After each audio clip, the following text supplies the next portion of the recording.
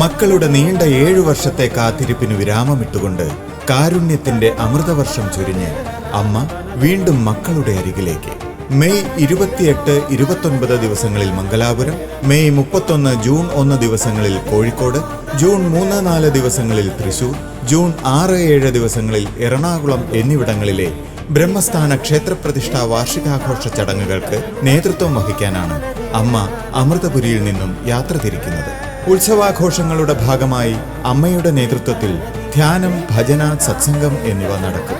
തുടർന്ന് അമ്മയുടെ ദർശനവും ഉണ്ടായിരിക്കും.